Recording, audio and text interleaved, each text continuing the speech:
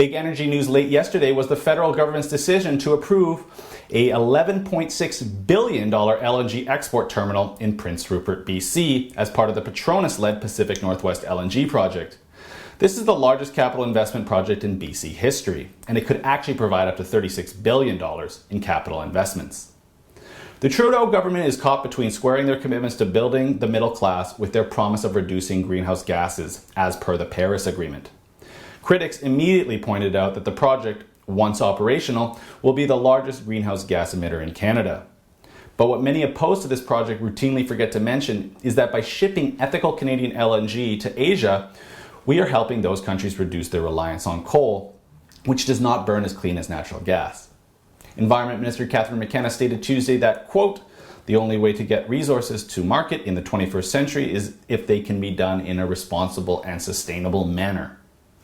Approval comes 3.5 years after Pacific Northwest LNG first submitted its project description to the Canadian Environmental Assessment Agency, and the $11.6 billion terminal that will ship 19 million tons of LNG to Asia each year is part of a larger $36 billion investment by Petronas, who will also construct a pipeline and extraction network in the province. The approval comes as the Trudeau Liberals back away from their aggressive election campaign promise of GHG reduction targets, and instead opted to embrace Stephen Harper's previous targets. I believe Trudeau and the Liberals are willing to risk some of their 15 seats in BC over energy projects if it helps stimulate some much-needed economic growth. But the project is far from a guarantee, even after 3+ years of review and finally getting a government approval. We know the global energy market is currently saturated with oil and natural gas, and in August, Petronas indicated they would be reviewing all aspects of the project, even if they got approval. So have we missed the boat in BC by dragging our feet over this approval? Well, Chevron has built and opened an LNG export facility in Australia during the time it's taken BC just to get approval on Pacific Northwest LNG.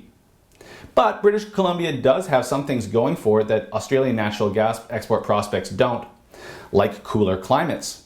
One of the most important things is the energy required to liquefy the natural gas in hot climates like Australia, where they have to use far more of it than we do in the cooler BC climate. There are 2 additional large LNG proposals in BC awaiting an investment decision as well.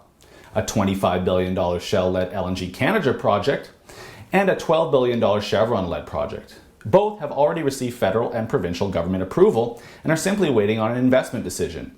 Perhaps that will come later this year. As you know, BC LNG has been the baby of BC Premier Christy Clark ever since she campaigned on a province of LNG revenues leaving BC debt-free. But the province has yet to see even $1 of LNG royalties to date. So it comes as no surprise that the biggest winner from this approval will be the Premier, because she can now campaign next spring on the fact she got this mega project approved. A decision to proceed with an investment from Petronas would be even bigger for Christy Clark's re-election chances. Pacific Northwest LNG has signed deals with 4 of the First Nation communities it was required to consult with, and a 5th have indicated they would support the project as long as there were assurances from the federal government that the environment would be protected. This project is estimated to create 4,500 construction jobs and 630 full-time jobs operating the facility. This could be the single largest investment in Canadian history if Petronas decides to proceed. So let's just hope that BC hasn't missed the LNG boat. For the Rebel.media, I'm Christopher Wilson. Thanks for watching. Click here to never miss a Rebel update. Want even more of the Rebel? Well, click here to become a premium member.